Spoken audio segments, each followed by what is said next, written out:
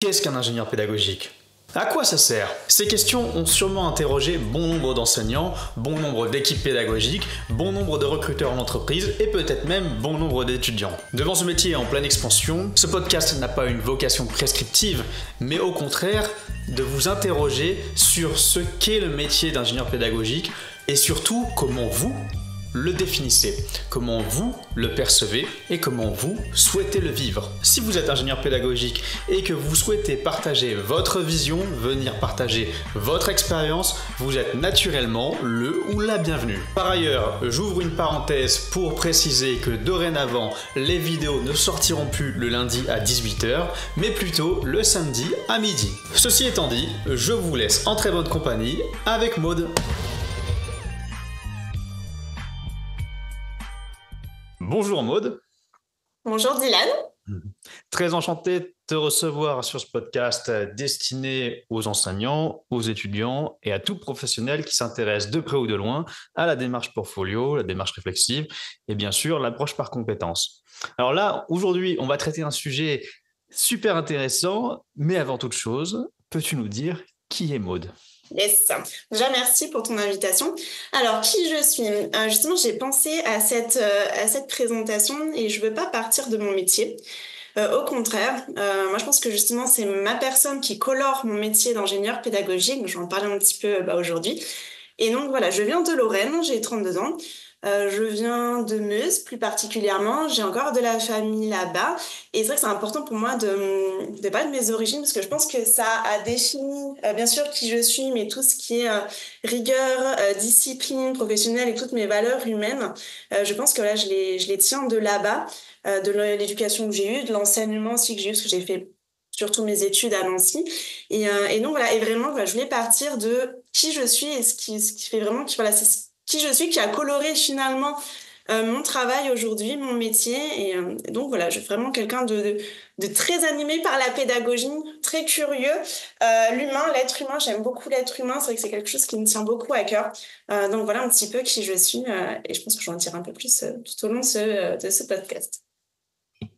Donc, si je résume, c'est quelque part ton humanité qui t'a amené à faire ton métier d'ingénieur pédagogique et qui t'a amené, ni plus ni moins, à venir sur ce podcast, si je devais résumer très rapidement. Exactement. Ok, ben, c'est très bien que tu rentres dans le vif du sujet parce qu'aujourd'hui, je voudrais aborder une question très très importante. On en avait déjà discuté en off. Une question qui, je pense, a brûlé les lèvres de beaucoup d'enseignants, de beaucoup de personnes investies dans la vie universitaire, dans la vie étudiante. Qu'est-ce qu'un ingénieur pédagogique ? C'est ça la grande question aujourd'hui et on aimerait avoir ta réponse, ta vision.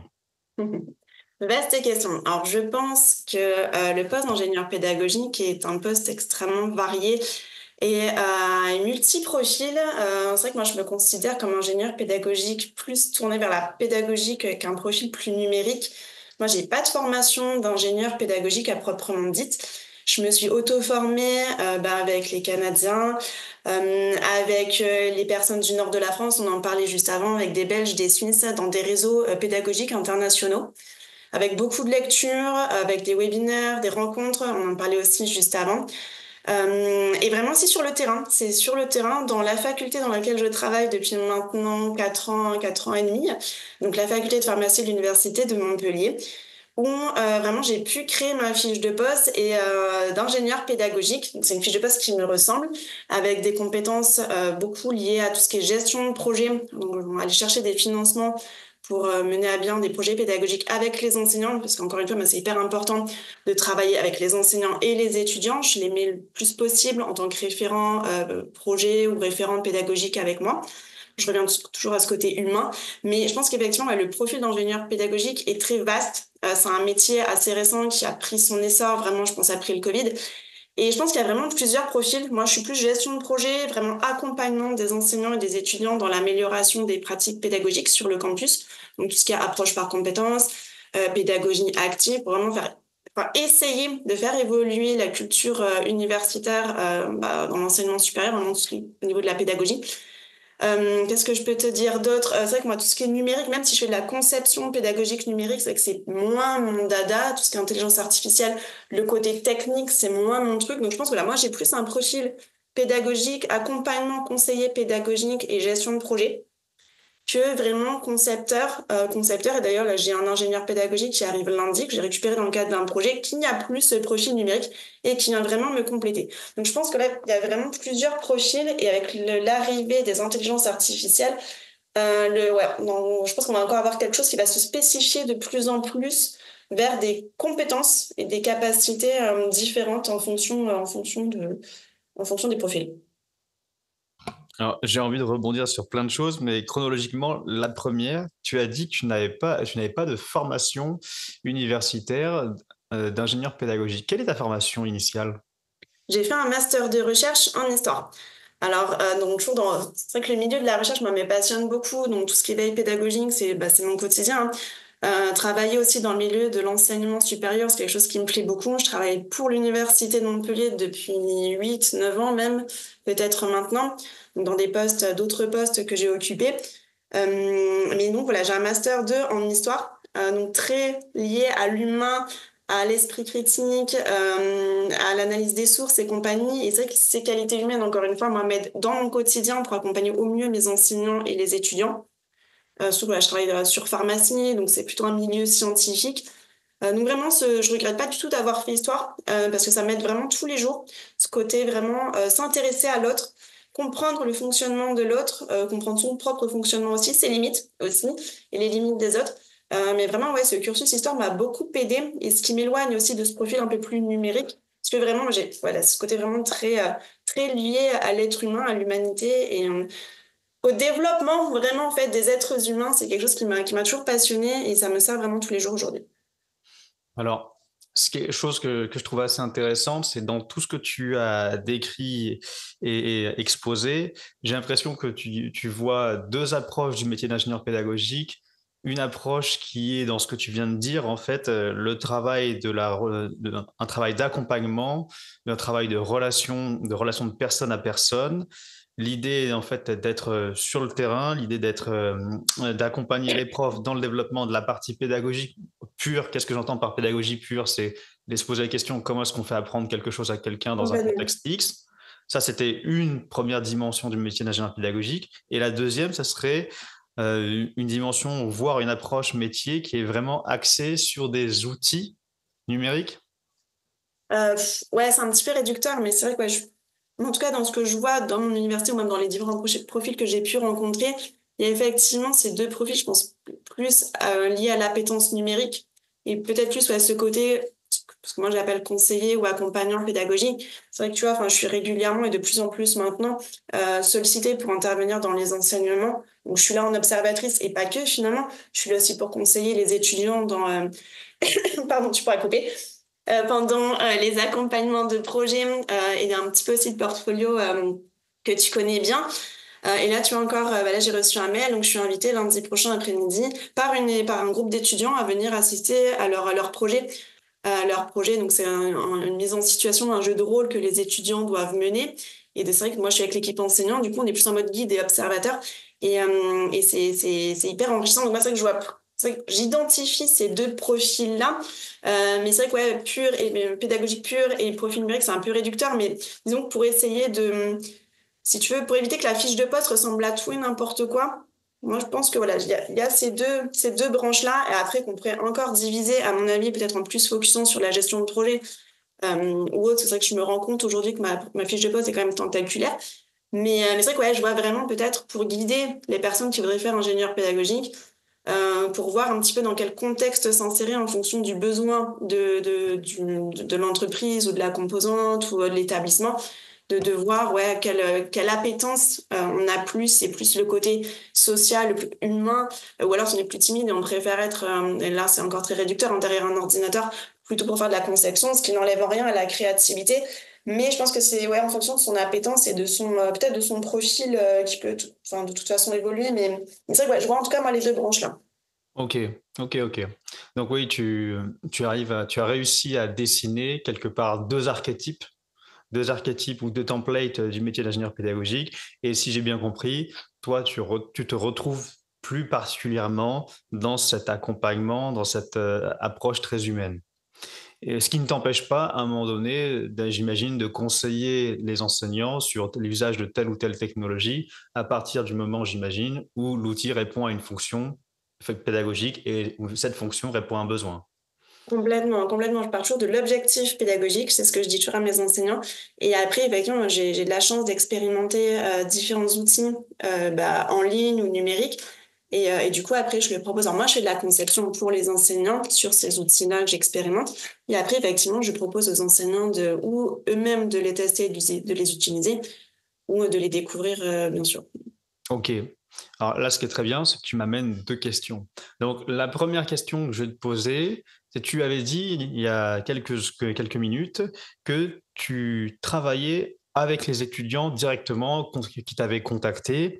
Eh bien, la première question, c'est celle-ci, c'est est-ce que ce n'est pas, entre guillemets, un peu étrange? Parce que quand j'entends d'autres ingénieurs pédagogiques, on m'a expliqué souvent, les ingénieurs pédagogiques travaillent avec les enseignants, mais pas les étudiants. Les étudiants, ce n'est pas leur public cible.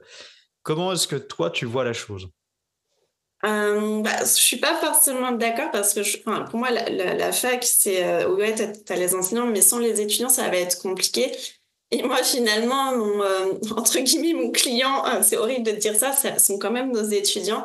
Et pour améliorer, pour aider les enseignants dans l'amélioration de leur pratique pédagogique, on a besoin des retours des étudiants. Et l'année dernière, même, ça remonte même jusqu'à l'année dernière, j'avais 2 étudiants référents du cursus pharmacie qui venaient donc j'organise une fois par mois des midis pédagogiques à destination des enseignants. Et j'avais vraiment ces 2 étudiants qui venaient avec moi dans ces midis pédagogiques-là. Au début, voilà, j'étais aussi un peu réticente en mode, bon, ils vont être avec les enseignants, on sort du contexte un peu enseignant-étudiant. Je savais pas trop comment ça allait se passer. Et au contraire, les enseignants ont vraiment aimé avoir ce retour constructif de ces 2 étudiants. Et les étudiants ont aimé qu'on prenne en considération leur avis, leur ressenti sur la pédagogie existante dans l'enseignement supérieur. Et vraiment, ça a été un combo très constructif et très intéressant parce que on a besoin. Enfin, je vois pas comment sans l'étudiant on peut améliorer les pratiques pédagogiques dans l'enseignement supérieur parce qu'on a besoin de leur retour de ce qui se passe tant que c'est constructif. Enfin, c'est vrai que moi je conçois pas ça, même si c'est vrai que c'est difficile parce qu'effectivement ils sont très chargés avec leur emploi du temps et compagnie. Mais ça a été vraiment très enrichissant et ça l'est toujours de développer cet accompagnement pédagogique avec les enseignants mais aussi avec les étudiants. Et pour rebondir là maintenant tout de suite, n'est-ce pas, comment tu fais pour arriver à trouver du temps ou comment tu fais pour que les étudiants trouvent du temps afin de travailler avec toi? Justement, comment tu fais pour rentrer dans leur emploi du temps quelque part? Alors, où effectivement je suis invitée dans les enseignements, donc là ils n'ont pas le choix, ils me rencontrent. Mhm. Ils me rencontrent. Il y a aussi tous les projets pédagogiques que je suis amenée effectivement à présenter en début de rentrée. Donc là, en début d'année, il y a des modules de prérequis qui sont en ligne pour des Master 1. Donc là, dès que je peux, moi, je vais présenter les modules auprès des étudiants, donc ils me reconnaissent. Là, j'ai rencontré les Master 2 que j'avais rencontrés l'année d'avant pour leur présenter les modules de prérequis. Ils m'ont reconnu. Quand je suis rentrée dans la salle, ils m'ont dit, ah bah oui, on l'a vu l'année dernière pour les modules de prérequis.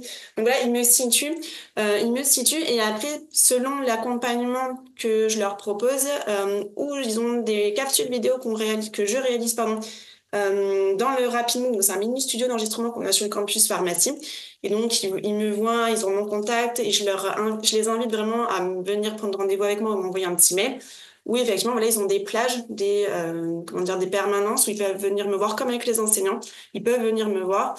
Donc là, je suis disponible pour eux ou sinon, ils m'envoient un petit mail et ils prennent rendez-vous. Et parfois, ils débarquent dans mon bureau. Ils débarquent dans mon bureau, ça arrive aussi. Et encore une fois, vu que je suis quelqu'un de très humain, bon, en général, je prends toujours 5 minutes pour les recevoir. Et puis, s'il y a besoin de plus de temps, on prend rendez-vous pour plus tard. Et voilà. Et, si je comprends bien, si j'essaie de lire entre les lignes, il y a cette dimension-là du métier qui te fait, que tu adores, que tu as l'air de kiffer et qui nourrit beaucoup, en fait, j'imagine, ta quête de sens. Complètement, exactement, Mhm. exactement. Ok. J'en arrive à la deuxième question, même si on a pas mal défilé. Tu avais dit justement que ça t'arrivait de faire de la conception pour les enseignants. Et alors ça, tu vois, moi, j'ai été formé à l'ingénierie pédagogique et nous, on avait souvent nous former à l'accompagnement. Et quand tu accompagnes, tu marches à côté d'eux Et donc, cette posture de marcher à côté d'eux, c'est pas de faire à la place. Comment est-ce que tu te situes? Comment est-ce que tu te positionnes par rapport à ça? Alors, faire à côté de oui, mais si tu veux, enfin, quand on fait, quand je fais de la grosse conception, par exemple, là, on a fait des jeux sérieux pour un TP de toxicologie, je peux pas laisser l'enseignant faire tout seul. On utilise Geniali, qui est assez simple d'utilisation, mais pour faire tout le jeu, je pense, là, j'estime que c'est quand même mon travail et je peux pas laisser l'enseignant-chercheur qui est déjà bien occupé pour concevoir lui-même tout seul tout son jeu pédagogique sur un format numérique. Ou quand moi, je leur propose des ressources pédagogiques, bah, quand je leur, après, par exemple, les formations que je peux leur faire ou les midis pédagogiques que j'anime, ils ont toujours un kit pratique avec des ressources. Là, c'est moi qui les fais. Forcément, enfin, c'est normal, mais sinon, effectivement, pour les gros, enfin, quand je les accompagne ou quand je fais des ressources pédagogiques numériques pour eux, enfin, moi, j'estime que c'est plus, enfin, voilà, ça ressort de mon travail et eux, je pense qu'ils sont suffisamment occupés. Or, j'ai des enseignants qui sont hyper volontaires, qui ont envie d'apprendre, que je forme et qui utilisent tout seuls en autonomie les outils. Mais sinon, c'est vrai que je m'adapte aussi hein, au niveau, il y a la crainte des enseignants par rapport au numérique. On n'est pas tous égaux face au numérique et certains, non, c'est vraiment une réticence. Donc, ouais, c'est vrai que non, c'est vrai que les gros trucs, les gros jeux et tout ça, ou les grosses ressources, je les fais moi. Déjà aussi parce que je préfère, pour éviter de revenir dessus s'ils font des bêtises. Et puis, ouais, j'estime qu'après, c'est plus de mon ressort que, en plus de leur mettre ça dans leur emploi du temps qui est déjà très chargé. Donc voilà, je sais pas si ça répond à ta question. Ok, sauf que là, tu parles des projets d'envergure, comme par exemple, tu avais pris l'exemple de la création d'un jeu sérieux. Ouais. Mais quand il s'agit justement de l'acculturation aux technologies numériques telles que l'utilisation de Moodle, la conception Ah! de QCM ou autre, là, c'est parce que oui, j'imagine les projets d'envergure où il faut créer des systèmes complexes comme des jeux sérieux. Oui, je pense on a besoin, enfin, les profs ont besoin de main-d'œuvre pour la conception. Mais Complètement. est-ce que, en fait, ces projets de grosses œuvres enfin, reflètent la grande majorité de tes projets d'accompagnement ou pas?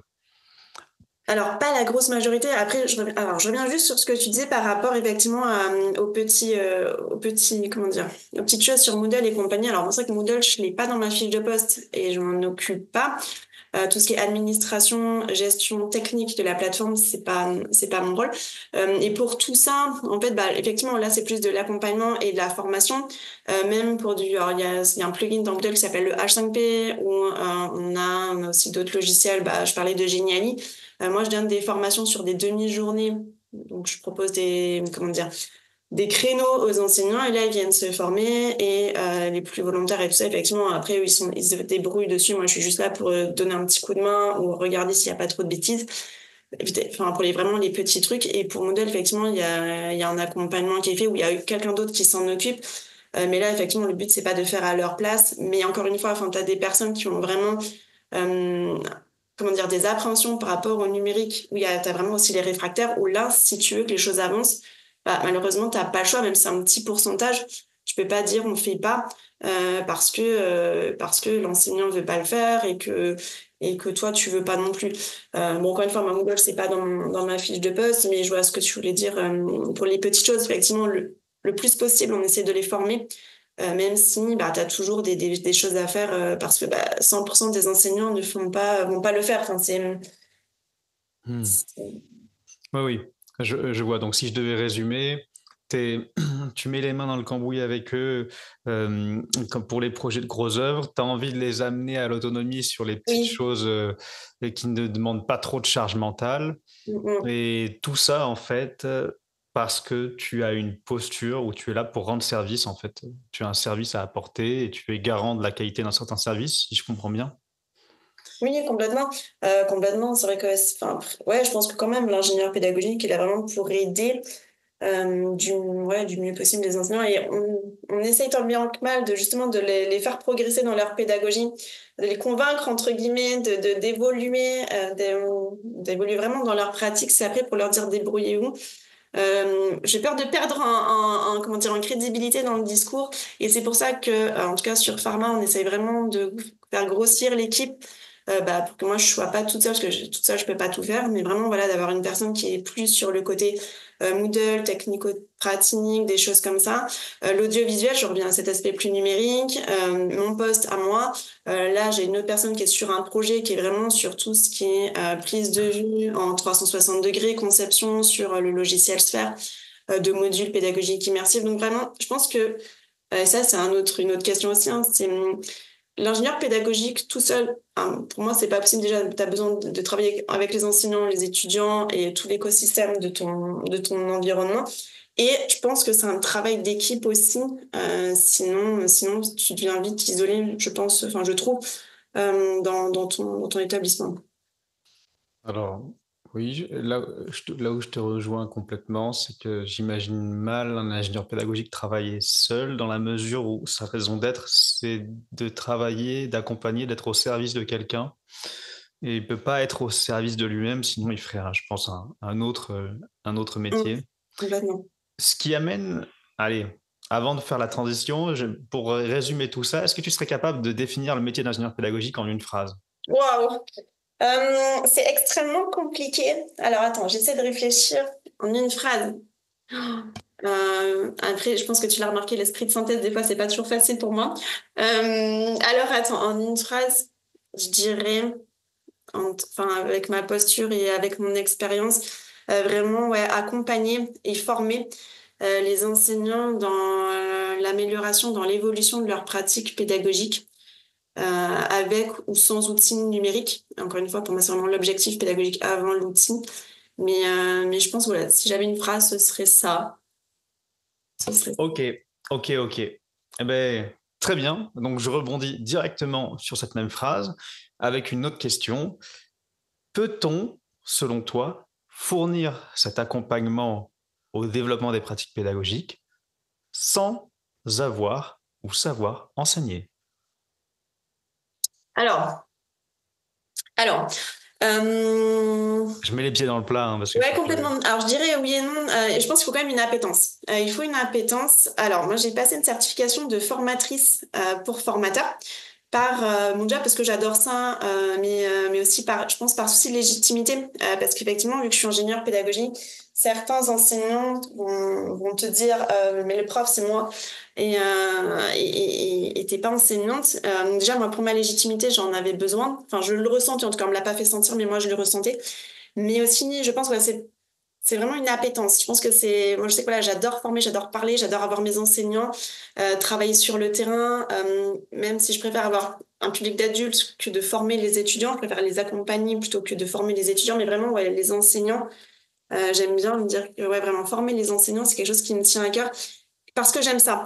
Parce que vraiment, j'aime ça. Après, l'ingénieur pédagogique qui sera peut-être plus concepteur, qui aura peut-être moins cette fibre de formateur ou si vraiment de formateur. Peut-être que la conception ira mieux, mais après, est-ce que c'est indispensable d'enseigner? Je sais pas. Ouais, c'est compliqué ta question. C'est compliqué. Mais c'est vrai que moi, de former mes enseignants, ça m'a beaucoup aidé quand même d'aller dans leurs cours. Ça m'aide à en savoir plus aussi sur leur discipline et tout ça. Mais si je les formais pas, effectivement, ce serait plus compliqué pour moi, à mon avis, de les accompagner. Parce que j'ai cette dimension de formatrice qui m'aide quotidiennement aussi dans mon travail, effectivement. Mais j'arrive pas à trancher pour répondre à ta question. Si c'est un handicap ou pas. Si tu veux, je peux t'aider à essayer de trancher en te posant une nouvelle question.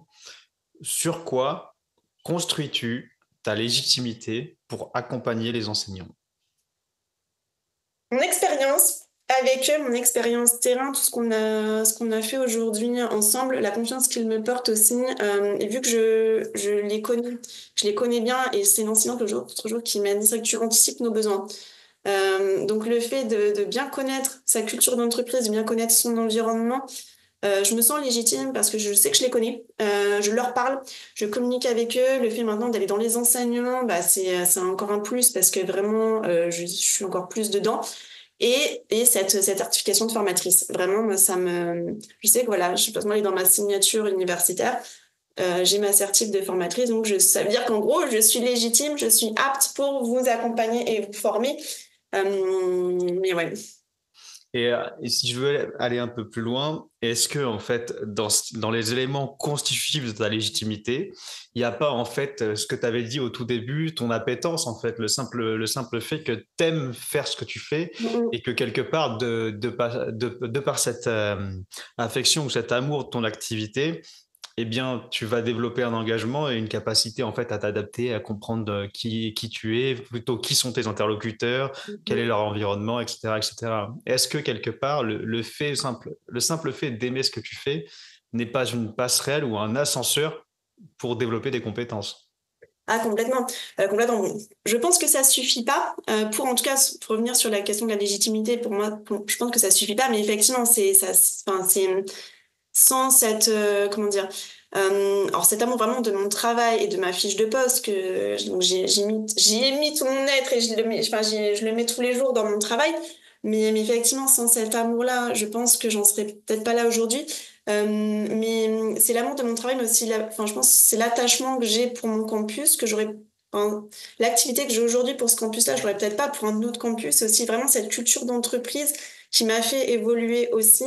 Mes enseignants qui sont extrêmement motivés, impliqués, et c'est aussi, je sais pas, pour moi, c'est un travail, on en revient aussi à ça, hein, un travail d'équipe. J'avance pas toute seule, j'avance avec eux.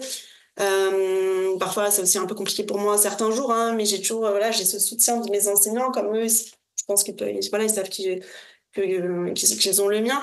Donc ouais, c'est aussi cet amour pour mon environnement professionnel qui fait que ouais, peut-être aussi, ouais. Donc là, il y a la relation de travail, il y a ton affect, ton amour, peu importe comment on l'appelle. Et il y a peut-être quelque chose que tu as dit qui est très important, c'est que tu as dit que tu as mis tout ton être pour faire ta fiche de poste. Et ça, c'est quelque chose d'assez intéressant. Ça veut dire que tu as eu la possibilité ou tu as pris la possibilité de construire ta fiche de poste. Ce qui t'a permis quelque part de dessiner ta vision et d'y mettre un élément très important, c'est tes valeurs. Complètement, exactement. Exactement, tout à fait. Bon, mes valeurs qui reprennent un petit peu quand même celles du campus, je trouve. Enfin, je pense hein, qu'on s'y retrouve. Mais oui, complètement. C'est vrai que j'ai eu cette chance-là de créer ma fiche de poste en adéquation, bien sûr, avec les besoins du campus. Mais effectivement, ouais, c'est vrai que c'est d'autant plus important pour moi que ouais, voilà, c'est quelque chose que j'ai pu créer. Que j'ai pu créer grâce à ma direction et donc ouais, ouais, ouais. Alors, une question qui me vient à l'esprit, que je me suis déjà posée. Comment est-ce qu'on distingue, c'est une question un peu polémique, comment est-ce qu'on fait la distinction entre un enseignant et un ingénieur pédagogique? Alors, en général, alors c'est en plus, moi je sais que je suis dans l'enseignement supérieur, l'enseignant en général, il est enseignant-chercheur. Moi, je fais pas, alors si je fais de la recherche, mais non, je fais pas de la recherche comme un enseignant-chercheur. Pour moi, vraiment, ouais, t'as l'enseignant-chercheur qui donne des cours à des étudiants. Moi, je suis ingénieure pédagogique et je forme plutôt des enseignants à la pédagogie. Et je fais pas de recherche à proprement parler, même si je suis amenée à répondre à des appels à la communication et de faire des articles dans des trucs, pardon, dans des revues pédagogiques ou de participer à des colloques pour présenter des projets ou défendre des articles pédagogiques. Il y a un côté recherche qui est beaucoup moins, en tout cas, développé ou reconnu aujourd'hui dans l'ingénierie pédagogique. Et je me sens pas enseignant-chercheur. Mais ouais, j'ai pas fait, enfin voilà, j'ai pas eu le cursus pour et j'en avais pas envie non plus. Mais je sais pas si c'est clair. Non, alors mais c'est super intéressant et c'est vrai qu'en université, il y a beaucoup d'enseignants-chercheurs. Je suis un peu biaisé parce que j'ai des expériences IUT et dans les expériences IUT, tu as pas mal d'enseignants du second degré et qui te diraient en fait que bah, il n'y a pas que des enseignants-chercheurs en université. Et pourquoi est-ce que je te dis ça? C'est parce qu'un jour, c'était à l'issue d'un accompagnement, j'avais un enseignant qui m'a expliqué, ben, en fait, c'est pas si chiant que ça de travailler avec un ingénieur pédagogique. Mais quand j'y réfléchis, en fait, Dylan, tu es plus un enseignant qu'un ingénieur pédagogique. Tu fonctionnes davantage comme un enseignant. Et là, je lui avais répondu du tac au tac. Je lui ai dit, mais peut-être qu'en fait, la distinction entre ingénieur pédagogique et enseignant, le métier d'enseigner, hein, pas le métier de faire de la recherche.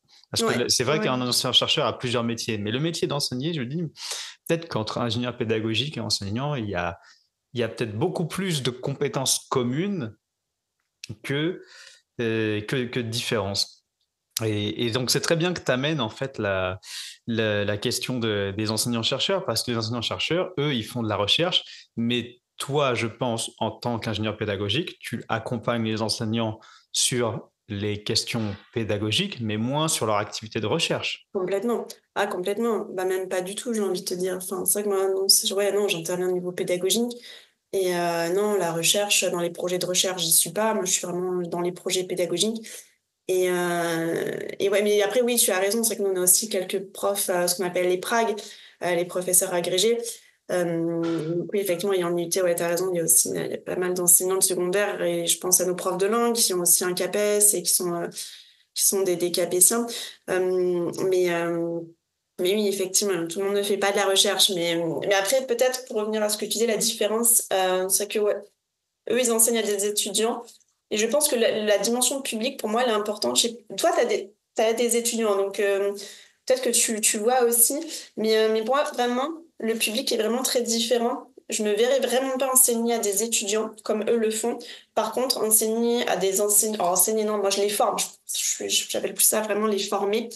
À des adultes, vraiment, ouais, je trouve que vraiment le public est très différent et je préfère former les enseignants qu'avoir des étudiants dans une salle dans une salle. Je pense que vraiment le public joue beaucoup, mais ça c'est que mon avis. Et toi qui as des étudiants, qu'en penses-tu? Qu'est-ce que je pense est-ce que tu peux préciser ta question exactement? Est-ce que je pense que tu me demandes si je préfère enseigner à des jeunes adultes plutôt qu'à des adultes avancés dans l'âge? Alors pas forcément préféré, mais vu que bah, en tant qu'ingénieur pédagogique, tu accompagnes les enseignants, alors je sais pas si tu les formes en session de formation comme moi je peux le faire avec les miens ou ça bah, justement tu me diras. Mais justement, enfin, comment tu perçois, toi, vraiment la différence entre vu que tu formes les étudiants en salle de cours et quand tu as les enseignants, quand tu les accompagnes ou si tu es amené à les former, enfin, comment toi tu perçois, tu ressens cette différence de public? Parce que pour moi, elle est très nette, Hmm. mais pour toi, du coup. La différence de, la différence de public, je la ressens sur un truc con, c'est le nombre d'expériences vécues. Mm, Qu'est-ce qui va différencier en fait un enseignant d'un étudiant? Bah, c'est potentiellement le nombre d'expériences vécues qu'on va retrouver dans la différence d'âge. Et est-ce que ça a un impact? Alors, l'un des principes phares de l'andragogie, quand tu veux faire de l'andragogie, justement, c'est que tu dois composer, en fait, lorsque tu construis tes formations, tu dois mm, composer avec l'expérience des adultes. Et complètement. justement, quand je dis composer, c'est même mobiliser, utiliser leurs expériences pour les engager. Tout à Donc, fait. c'est peut-être la différence fondamentale que je vois. Après, dans mes accompagnements, en fait, il m'arrivait tout simplement de faire de l'accompagnement d'enseignants en situation de classe, mais des accompagnements Ouais, individuels. C'est-à-dire ouais, que tu avais un enseignant qui faisait son cours, qui avait besoin d'un coup de main, et ouais. justement, là, ce que moi, à titre personnel, ce que j'ai pu remarquer, c'est que la frontière entre observateur et co-animateur, elle est extrêmement poreuse. Mm, Alors, tout mm. dépend bien sûr comment on appelle ça, de la matière enseignée, des disciplines. Mais très vite, en fait, ce que j'ai remarqué, c'est qu'avec la relation humaine qui se développe, tu peux en fait sortir de ton cadre à partir du moment où ça aide le prof. Et donc, Complètement. moi, ce que j'ai remarqué justement, et c'était un peu ma réflexion, c'est qu'en tant qu'ingénieur pédagogique, il est fondamental qu'à certains moments de notre activité, on puisse aller dans une salle de classe. Complètement. On puisse aller dans une salle de classe. Et alors, pour reconnecter en fait avec ce que je t'avais dit, qu'un enseignant-chercheur, ben, il a fait de la recherche, mais nous, il a aussi de l'enseignement et on intervient là-dessus. Pour être très, très, très précis, c'est ce que j'avais déjà dit plusieurs fois à des personnes. Un enseignant-chercheur, il a 4 métiers. Il est chercheur, il est Mm, secrétaire, enfin pas secrétaire administratif, mais ici il est administratif à ses heures perdues pour les appels à projets, pour la gestion des stages, de l'apprentissage et toutes ces questions-là. Il est ingénieur pédagogique dans le sens où il doit construire des enseignements. Il faut bien complètement. qu'il les construise un jour. Et il est enseignant dans la mesure où il doit animer des sessions de formation. Et nous, on intervient sur ces deux dimensions, c'est-à-dire qu'on les accompagne dans la conception, mais on peut aussi les accompagner dans l'animation. Et pourquoi est-ce que je Mm, dis on peut, c'est parce qu'en fait, concevoir des cours, c'est des compétences X, Complètement. et animer des cours, c'est des compétences Y. Et je pourrais même dire des compétences Z. Pourquoi? Parce qu'il y a des univers, en fait. Et on en avait parlé en off. Si nous, en tant qu'ingénieurs pédagogiques, on se cantonne uniquement à la conception des cours sans jamais s'intéresser au terrain, aux Complètement. situations dans lesquelles ces contenus sont déployés, ben on va droit dans le mur en fait. Et on va se prendre les remarques légitimes des profs qui vont nous dire mais vous savez pas ce que c'est que gérer une classe, vous savez pas ce que c'est qu'enseigner en fait. Et ça c'est mon postulat et ma vision du périmètre des missions que doit couvrir un ingénieur pédagogique. Et ça, on en avait déjà discuté. Et je crois que de souvenir, tu étais assez aligné avec ça. Oui, oui, oui, complètement, complètement. Et, et quand je dis ça, c'est parce qu'en échangeant avec plusieurs ingénieurs pédagogiques, mais j'en ai pas rencontré tant que ça en fait, qui avaient l'habitude d'être intégrés aux salles de classe. Mm, Et c'est peut-être quelque chose en fait qui pourrait aider. Alors je dis peut-être. Pourquoi est-ce que je dis ça? Ça m'amène à l'autre question. Moi, j'ai une réflexion, c'est que le métier d'ingénieur pédagogique, en université en tout cas, souffre d'une crise de légitimité. Une crise de légitimité et d'identité, les deux sont sûrement liés. Et est-ce que toi, tu es d'accord avec cette vision de la crise de légitimité? Est-ce que tu es d'accord pour dire que les ingénieurs pédagogiques en université souffrent d'une crise de légitimité, souffrent d'un manque de légitimité? Alors, de façon générale, je dirais oui. Et là, on touche aussi la question politique. On a un statut qui n'est pas forcément reconnu, très reconnu au niveau politique, juste au niveau de notre statut, hein. On dépend en général du service administratif où on est considéré comme des administratifs à tort. Euh, mais après, moi, en tant qu'ingénieur pédagogique sur mon campus, je le sens de moins en moins parce que j'ai réussi à faire ma place et à ce que les enseignants comprennent à quoi je sers. Bon, c'est un challenge tous les jours avec les plus réfractaires maintenant aujourd'hui ou à ceux vraiment qui s'en fichent de l'ingénierie pédagogique, s'en fichent entre guillemets, hein. Mais voilà, c'est pas dans leur périmètre. Mais sinon ouais, je pense que maintenant, ils ont à peu près compris quand même à quoi je servais. Ça a été un long combat. C'est de l'énergie. C'est pour ça que je pense que c'est un métier qu'il faut aimer, qu'il faut pas faire juste pour faire quelque chose. Et en plus, c'est génial d'aimer son travail. Mais c'est vraiment, voilà, il faut y mettre aussi de l'énergie parce qu'effectivement, c'est pas simple de faire comprendre ce que c'est. C'est un métier assez récent et assez neuf. Ingénierie pédagogique, ça veut tout dire et pas grand-chose. Donc c'est vrai que ouais, de façon générale, je suis d'accord avec toi. Pour mon cas, je le suis de moins en moins parce que j'ai réussi, et c'est aussi une de mes fiertés au jour d'aujourd'hui, quand je regarde mon parcours dans mon campus, j'ai réussi à faire ma place et à développer de plus en plus de choses et à asseoir ma légitimité. Et ça, ouais, c'est vraiment chouette quand je regarde dans le rétroviseur. Mais de façon générale, ouais, je suis complètement d'accord avec toi. Effectivement, il y a ouais, ce problème de légitimité complètement. Alors, tu dis que, ok, c'est dur, il y a un manque de légitimité, mais que tu as réussi à créer ta place et que tu as dit, tu as mis de l'énergie dedans, et c'était un combat. Concrètement, en fait, comment est-ce qu'on fait pour faire sa place dans cet univers? Alors, c'est compliqué. Comment je vais pouvoir expliquer ça? Euh, euh, ouais, alors je vais pas dire de l'acharnement, hein, mais c'est vraiment, moi je pense que ça a été cette énergie que j'ai mise, m'intéresser aux autres. Je dis pas que les ingénieurs pédagogiques s'intéressent pas aux autres, hein, non, c'est pas ça du tout. Mais c'est vraiment ouais, peut-être le fait de sortir de son bureau, le fait de proposer des choses, d'être, comment dire, de vraiment de prendre des initiatives, de pas avoir peur de se prendre des râteaux ou des refus, et vraiment de juste d'y aller encore. Enfin, voilà, même si on te dit non une fois, c'est de pas vraiment, ouais, de pas baisser les bras, de pas lâcher. Et en général, même dans ton établissement, tu as quand même quelques enseignants qui sont impliqués, qui sont motivés. Et moi, je pense que de m'être appuyé sur ces personnes-là, de m'être approché des bonnes personnes aussi, du coup, le noyau a grossi et ça, c'est devenu un réel soutien. Et on a avancé ensemble. On en revient à ce côté, on ne travaille pas seul. Et j'ai pas mené ce combat toute seule. J'ai pas réussi à faire ma place toute seule. Enfin voilà, il y a eu cette énergie positive qui s'est mise autour de moi. et on a monté des projets ensemble. Donc ouais, après, comment je pourrais expliquer ça après? Ouais, c'est vraiment de l'énergie de toujours aller plus loin, d'y consacrer du temps. C'est vrai que je compte pas mes heures. Je compte pas mes heures et ça, je pense que ça joue beaucoup parce il faut comment on appelle ça? Il y a un mot. Mince. De l'endurance, peut-être? Ouais, de l'endurance et la persévérance. Et des fois, alors c'est vrai que j'ai une enseignante De qui fait un jeu de mots. l'investissement? Ouais, de l'investissement aussi, mais c'est vraiment, ouais, c'est sur le long terme. Et c'est vrai que l'endurance, moi, je trouve que c'est assez intéressant. Et j'ai une enseignante qui m'a sorti ça une fois à la fin d'un projet, parce qu'on y a mis toute notre énergie toutes les deux. Et à la fin, elle me dit, grâce à ton acharnement, elle me dit non, harnichard demain, parce que mon nom de famille, du coup, c'est harnichard. Et vraiment, tu vois, là, voilà, c'est vrai qu'en général, hein, c'est ce qu'on me reconnaît, ce côté vraiment, c'est pas qu'on s'acharne, mais on va, enfin, Pugnace. La ouais, ouais, pugnacité. exactement. Exactement. Faut pas avoir peur de ça. Faut pas avoir peur de ça et vraiment ouais je sais pas, de l'enthousiasme, de l'énergie positive, de pas avoir peur. Et je pense après c'est lié aussi à son caractère et à son profil, hein, de pas avoir peur de pousser les murs, ça dépend ce qu'on veut faire aussi dans notre établissement. Moi, je sais que ça me tenait à cœur.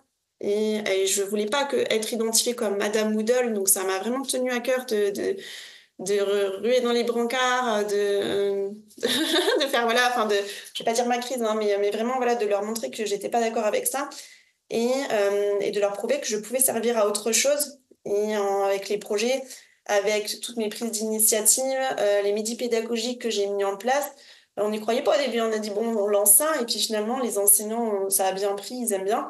Ils demandent des formations plus longues et tout ça, donc ouais, voilà. Un petit peu. Hmm. Alors, pour reprendre tout ça, alors, avant, je rebondis. Moi non plus, j'aimerais pas être Monsieur Moodle. Ça Voilà. m'emmerderait profondément. J'ai été administrateur Moodle. Au moins, je pourrais dire que je l'aurais fait une fois dans ma vie. J'ai su ce que c'était. J'ai géré ça, mais c'est pas le truc qui m'emballe du tout et c'est pas du tout ma vision de ma raison d'être. Mais bon, parenthèse fermée, si je reviens. Donc, tu as commencé par dire la première des choses, il faut être capable, il faut sortir de son bureau et il faut aller voir les gens. D'accord. Et ce qui est drôle, il faut pas avoir peur de se prendre des râteaux. Quand tu as dit ça, tu m'as renvoyé à une partie de ma vie qui était assez lointaine, dans laquelle j'avais testé le métier de commercial automobile. Et en fait, le formateur nous disait la même chose. Et j'étais en train de me dire, mais il y a peut-être des compétences communes pour être entre conseiller commercial et ingénieur Complètement. pédagogique en Complètement. université. Ce qui m'amène en fait à une question, c'est selon toi, quelles compétences clés est-ce que tu as dû mobiliser pour justement faire ta place? Alors vraiment l'endurance, je pense que ça, alors je sais que je cours beaucoup et j'aime beaucoup, alors les sprints, j'en faisais quand j'étais plus jeune, mais vraiment des cours d'endurance, et j'aime bien. Alors, pas forcément les marathons, tout ça, hein, mais une petite course d'endurance, j'aime bien. Vraiment, ouais, l'endurance, ça m'a aidé. Mon optimisme, je pense, c'est vrai qu'en général, alors déjà dans mon bureau, c'est écrit on ne râle pas dans ce bureau. Donc ça veut dire que c'est pas non plus le bureau des pleurs, ou alors c'est constructif. Et vraiment ce côté, cette énergie positive, d'arriver le matin avec le sourire, la bonne humeur, et je pense que ça aide parce que du coup, enfin, vu que ma porte est ouverte, en général, les gens veulent rentrer chez moi. Et du coup, ouais, non, ça m'a beaucoup aidé. Ça m'a beaucoup aidé, cette énergie positive, le dynamisme. Encore une fois, on en revient à ça, mais l'intérêt pour les autres, vraiment de comprendre les besoins des enseignants et des étudiants, mais aussi leurs craintes, parce que ça, c'est hyper important, leurs craintes et tout ça. Donc vraiment l'intérêt pour autrui, la conscience de l'autre et de soi-même. Et sinon, ouais, ce que tu dis, hein, le côté vraiment, ouais, pugnace, enfin, ce côté challenger aussi, ça m'a beaucoup aidé. Ça m'a beaucoup aidé. Parce que moi, je fonctionne à ça et en général, c'est un appel à projet par an. Et là, bon, on est sur des appels à projets universitaires, mais l'idée, ce serait de grandir vers déjà des appels à projets régionaux et ensuite, pourquoi pas nationaux. Mais ouais, ouais, si je peux te dire ça, après, mais je sais pas si on peut appeler ça des compétences. Si, ce sont des compétences humaines. Ou en tout cas, Et sans parler de compétences, parce que là, il y a pas eu que des compétences, mais il y a aussi des traits de caractère ouais, ou des ouais. personnalités. Euh, Et donc, si je comprends bien, il y a en fait donc la capacité, comment dire, la capacité à aller vers les gens, Oui, cultiver une certaine oui, curiosité. oui, Il faut développer la compétence, ça peut paraître bête, mais ta capacité à créer des relations, oui, des relations sociales, des relations de travail, parce que j'ai l'impression qu'au final, tout part de ça. ouais, complètement. Oui, oui, non, oui, oui, oui, complètement. Oui, c'est vrai. Et donc là-dedans, on va trouver, si on explore la ramification, on va trouver, allez, si je vais rentrer dans le jargon, pas des composantes essentielles, mais l'écoute active, en fait, être Oui, capable de développer une écoute active, de s'intéresser réellement aux gens, ce qui n'est pas évident. complètement. En tout cas, si on n'est pas câblé d'une certaine façon, je pense que c'est pas du tout évident de s'intéresser à tout le monde. Et quelque part, qu'est-ce qu'il pourrait y avoir d'autre? Alors, comme tu as dit, l'endurance, la ténacité, la pugnacité, être capable. Allez, quelque chose qui m'intéresse, tu as dit, il faut être capable de ruer dans les brancards. Ça veut dire, Ouais. est-ce que tu sous-entendrais pas qu'il faut être capable de jouer un peu avec les frontières, de les modeler un peu sur ce que l'on veut et sur ce que l'on estime important d'apporter? Complètement, complètement. Ouais, exactement. Je pense qu'il faut pas avoir peur, encore une fois, hein, de se prendre un refus ou des réflexions ou autres. Ouais, vraiment de croire en ce qu'on fait aussi. C'est pour ça que c'est pas que je me permettais de rouler dans les brancards, mais c'est que je croyais en ce que je faisais. Je crois toujours en ce que je fais et en ce que je suis. Et du coup, je me sens plus légitime et je me dis c'est pour la bonne cause. Donc je me bats pour ça. Et on va aller jusqu'au bout pour essayer de passer entre guillemets ou d'arrondir les angles. Et voilà. Et comment dire? Et je pense aussi toutes ces compétences, je pense aussi organisationnelles. Euh, Parce que ça prend du temps et je sais que je planifie beaucoup, donc mon emploi du temps et j'ai du mal à dire non, donc j'arrive encore à faire entrer des trucs au dernier moment dans ma journée, mais après c'est une question de planification, je sais que je vais le remettre un autre moment. Enfin, vraiment d'être organisé, je pense que c'est hyper important aussi, sinon c'est un peu compliqué. Mais est-ce que je m'éloigne de ce que tu voulais me faire dire? Je ne sais pas. Mais Moi, je veux rien te faire dire si ce n'est ce que tu penses. Non, non, non, tu vois des compétences organisationnelles, mais quelque part, ces compétences organisationnelles, tu pourras les mettre en œuvre seulement si tu as quelque part du monde au balcon. complètement, complètement, exactement. Et c'est pour ça, voilà, il faut avoir cette force de mobilisation. Je pense que ouais, c'est vraiment ça. Oui, de pas avoir peur d'aller vers les autres. Et cette force de mobilisation. Et c'est mon ancienne chef qui me disait, t'es fédératrice. Et c'est vrai que ça, je pense que c'est important de vouloir réunir ces enseignants-là vers une même cause. Alors c'est un peu utopique, hein, mais vraiment, voilà, d'essayer, en tout cas, d'aller chercher le plus grand nombre pour aller vers une même cause commune et de bosser ensemble vers quelque chose d'un peu plus pédagogique, entre guillemets, ouais, Mhm. Ou dans lequel vous vous retrouvez davantage. complètement. Et je vais te partager une anecdote. Une fois, dans un process de recrutement qui était il n'y a pas si longtemps que ça, les personnes m'avaient posé une question, c'était si vous aviez la responsabilité d'un service de pédagogie, comment est-ce que vous organiserez cette activité? Et je leur avais dit, bah, étant donné que la, j'ai l'impression que beaucoup de services de pédagogie souffrent d'un manque de légitimité, beaucoup de services de pédagogie universitaire en tout cas, et que, comme toi, je suis d'accord avec l'idée de bouger, d'aller voir les gens, je ferai au début, les gars, on va faire une réunion d'équipe, Mm. je veux qu'on me sorte les coordonnées, on va faire un CRM, sortez-moi les coordonnées, les lieux des différents profs, on se fait une répartition, et là maintenant, je veux qu'aller, ça dépend si on est au tout début de notre activité, vous sortiez du bureau et vous allez me voir ces profs, vous allez échanger avec eux, vous allez en fait les marquer humainement de votre présence, Mm. peu importe que ce soit pour prendre des râteaux ou quoi que ce soit. La meilleure façon en fait de faire de manifester notre existence à quelqu'un, c'est encore une fois d'aller le voir. Et Complètement. c'est tout bête, mais moi c'était un peu la première des choses que j'avais faites autant quand j'étais à Mulhouse qu'à La Rochelle. Et à La Rochelle, c'était en contexte hors sanitaire, donc c'était plus réaliste entre guillemets. Et justement, je m'étais dit, bah, tiens, on va aller voir les enseignants, on va y aller. Donc, qu'est-ce que ça veut dire? Ça veut dire que tu te dis, ah, ben, tu regardes l'organigramme, tu dis, tiens, lui, je vais aller le voir. Il termine son cours à telle heure, en tel endroit, tu vas le voir. À la fin de son cours, tu débarques. Et donc, il y a ce fameux moment il te regarde en mode, t'es qui? Et il dit, ah, qu'est-ce que tu veux? Et je pense que notre travail, en fait, il commence là. En fait, il commence quand on nous pose cette question. Et je dirais que ce qui va se passer ensuite, dans les 5 prochaines minutes, peut être profondément game changer. Et je fais encore une fois le parallèle avec la vente, mais on va dire très souvent que les 5 premières minutes sont décisives. Parce que dans leur esprit, dans l'esprit de ces formateurs, en tout cas, c'est en 5 minutes que tu es capable d'instaurer un climat de confiance ou pas. Et peu importe quelque part, ça c'est ma vision, peu importe nos compétences, on sait construire des cours, on sait mobiliser la littérature pour faire des choses, mais si on n'a personne avec qui le faire, on en revient à ce que tu disais au départ, on sera tout seul. Exactement.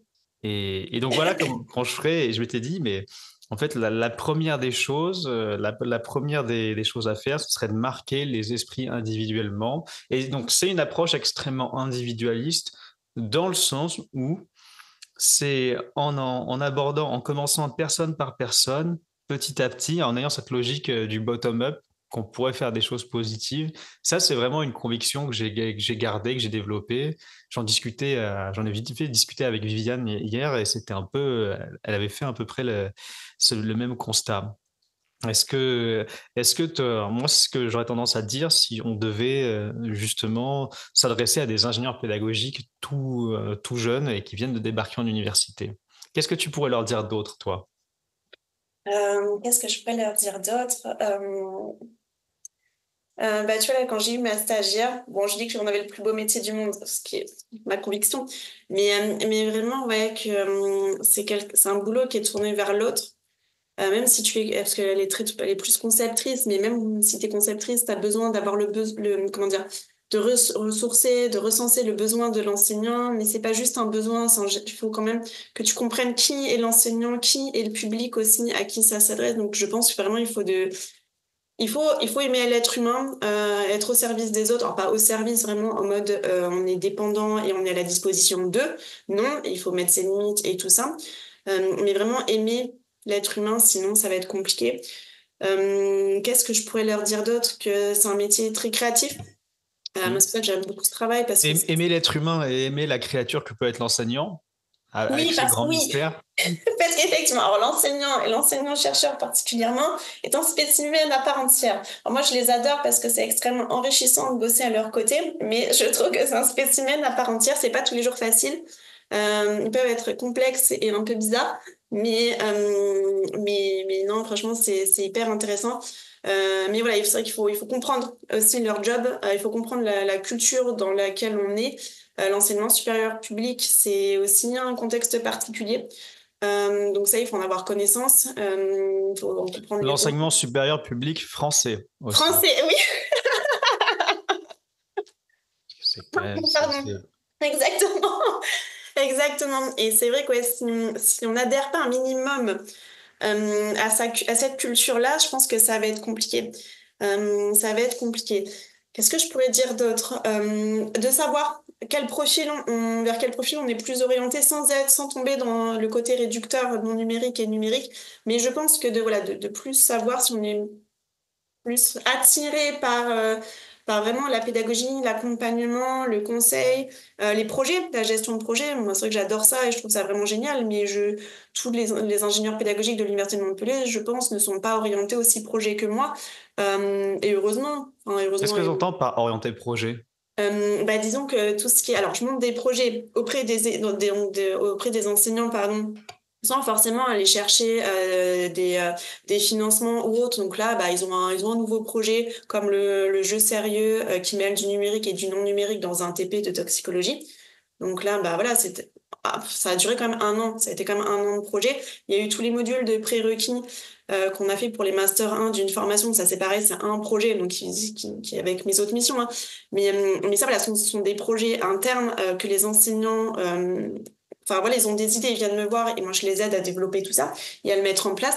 Et tu as aussi voilà, tout ce qui est plus gestion de projet où là tu réponds à des appels à projets, donc tu vas chercher des financements pour améliorer et développer de la pédagogie sur le campus. Donc là, tu vois, en général, c'est le premier qui date maintenant de 2022 ou 2023, c'était pour le déploiement de simulations virtuelles en chimie.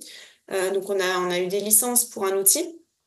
Et le deuxième projet là qu'on a eu cette année, bah, c'est pour le contrat de l'ingénieur pédagogique bah, qui arrive lundi prochain pour tout ce qui est conception de modules pédagogiques immersifs sur sur un autre logiciel avec nos salles de TP pour faire des modules pour préparer les étudiants à venir en TP. Donc ce sont des modules qui vont être ensuite mis en ligne pour de l'auto-formation. Ça permet aussi aux absents de pouvoir visionner les choses. Ça permet vraiment de préparer les étudiants pour éviter le temps de où est le matériel, voilà, quel équipement je dois prendre. Non, oui, je prends bien ma blouse, mes lunettes et tout ça. Donc vraiment des choses comme ça. Donc là, c'est vrai qu'on est plus sur de l'outil numérique, mais voilà, ça sont vraiment des projets, des appels à projets auxquels on répond pour avoir de l'argent, pour développer tout ça sur le campus. Mais ouais, c'est que moi, la gestion de projet, elle fait partie. C'est vraiment une grosse mission. Enfin, dans ma fiche de poste, c'est vraiment un truc important pour moi. Et je sais pas si tous les ingénieurs pédagogiques, tu vois, l'ont et ont aussi cette envie-là et cette appétence-là pour les projets. Pour ce type de... Parce que c'est vraiment, pour moi, c'est vraiment, voilà, tu montes un projet avec les enseignants de A à Z et il y a tout l'aspect valorisation qui nous tient aussi à cœur avec les enseignants parce que, bah, il y a la recherche, mais il y a aussi l'enseignement, enseignant-chercheur. Et du coup, c'est vrai que les enseignants aiment bien ça, qu'on réponde à des appels à communication pour intervenir dans des colloques, pour présenter bah, le projet qu'on a monté ensemble, soit en interne aussi. Hein, c'est que lors des midis pédagogiques ou l'année dernière, on avait organisé un afterwork sur le campus pour présenter tout ce qui se faisait sur le campus au niveau pédagogie active. Et les enseignants aiment bien qu'on valorise justement bah, leurs pratiques pédagogiques innovantes ou un peu plus actives. Et effectivement aussi à l'extérieur, dans des webinaires, dans des podcasts, que sais-je. Ça, ils aiment bien aussi tout ce qui est valorisation de projet. Mm. Voilà. Et alors, pour répondre, moi, tu vois, la réponse à appel à projet, j'en ai Oui. jamais fait, mais ça m'intéresserait. Les appels à communication, bah, j'ai fait mon premier, ouais, j'ai répondu, moi. Mon premier appel à communication, c'était en décembre 2023. Et Top. j'étais allé, ouais, bah, c'était pour le Congrès national de la recherche des IUT, et j'étais allé présenter quelque chose, justement. C'était très, très, très bonne expérience. Et aussi, justement, on parlait de légitimité tout à l'heure. Eh bien, je pense que faire ce travail-là, ça peut nous rapprocher, par contre, du métier de chercheur, la dimension de chercheur. Mhm. Parce que je m'amuse souvent à dire que les enseignants-chercheurs sont des chercheurs d'or avant d'être des chercheurs en quelque chose d'autre. Parce que j'ai l'impression qu'ils cherchent beaucoup d'argent, en fait. Et quand je discutais avec des collègues bah, qui, eux, sont enseignants-chercheurs et qui me disaient, bah, en fait, si on veut faire quelque chose, il nous faut de l'argent. Donc, une bonne partie de notre activité consiste à aller chercher, répondre à des appels à projets ou en faire pour obtenir des financements. Et innocemment, je leur demandais, mais ça veut dire que votre recherche, entre guillemets, fondamentale, vous avez plus trop le temps de la faire. Et il y en a qui me disaient, bah non, en fait, on n'a plus trop le temps. Alors quand on est chanceux, quand on est balèze, quand on est Superman, on arrive à tout faire, mais il y a des fois, bah, on passe plus de temps à chercher de l'argent, à répondre, à faire des actions pour obtenir des financements, que des actions pour mener, entre guillemets, nos recherches. Et ça, je pense que c'est aussi une façon de, quelque part, de lever un peu le voile sur les difficultés que peuvent rencontrer les enseignants-chercheurs à exercer leur métier et, ben, et justement pour éviter de dire que tous les problèmes ne sont pas liés à l'enseignement et que justement leur statut de chercheur comporte aussi des difficultés et que je pense que nous, en tant qu'ingénieurs pédagogiques, à défaut de pouvoir les aider là-dedans, eh bien, on peut au moins les comprendre justement en faisant ces activités que tu désignais comme la réponse d'appel à projet. Mhm. Je vois que le temps défile, donc on arrive Ouais. tranquillement sur la fin de cet épisode de podcast. Ce qui est une chose qui est très très intéressante, c'est que là, tu vois, on a toi, on a ta vision.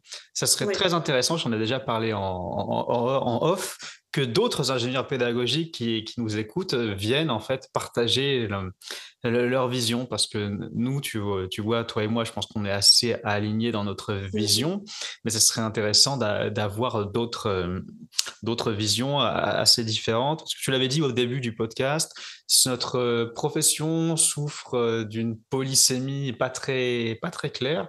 Tu as dit, il y a les accompagnateurs pédagogiques, il y a des conseillers pédagogiques, il y a des ingénieurs techno-pédagogiques, il y a des ingénieurs Mhm. pédagogiques, et bah, on s'y perd très très vite. Et si nous-mêmes on s'y perd, j'ose pas imaginer les enseignants, personnes qu'on doit accompagner.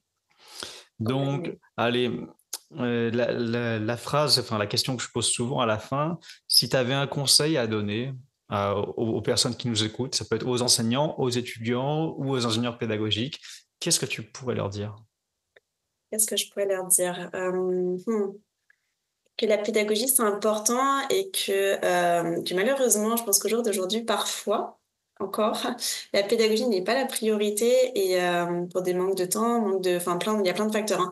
Et c'est dommage et ouais, non, franchement, je sais pas, moi, c'est vraiment la pédagogie qui m'anime et je pense que quand on travaille dans l'enseignement supérieur, c'est ce qui devrait animer tout le monde et c'est tellement important de former nos étudiants d'aujourd'hui et de demain vers, ouais, je sais pas, avec de meilleures pratiques, avec quelque chose qui a du sens. C'est vraiment, voilà, donner du sens à ce qu'on fait, donner du sens à cette pédagogie-là dans l'enseignement supérieur. Que ce soit en tant qu'enseignant, étudiant ou ingénieur pédagogique, vraiment, pour moi, ouais, c'est important. De donner du sens à cette pédagogie-là. Alors, pour aller plus loin pour cette dernière question, pourquoi la pédagogie devrait-elle être une priorité? Euh, alors là, attends, que je rentre pas dans des considérations trop larges. Est-ce que tu peux reposer ta question, s'il te plaît? Pourquoi la pédagogie devrait-elle être une priorité? Bah, tout simplement parce qu'on est en tant qu'établissement d'enseignement supérieur, vu que c'est notre vocation de former, et c'est un de tes anciens intervenants dans un podcast qui avait très justement dit aussi, de former des citoyens. Je pense que ouais, c'est hyper important qu'elle soit notre priorité parce que c'est le cœur de notre taf, de notre boulot, de notre métier, de notre raison d'être dans ces établissements d'enseignement supérieur. Et, et si on met cette pédagogie-là en priorité, je pense on pourrait avancer peut-être plus vite, plus sereinement, ensemble, et, Et plus loin? et plus loin, complètement, et plus loin. Ça fait très Fort Boyard, mais ouais, mais ouais, complètement, complètement. Donc, conclusion en une phrase, il faut donner la priorité à la pédagogie parce qu'il faut remettre l'église au centre du village. Exactement, exactement, complètement, complètement. Super, merci Maud. Merci Dylan.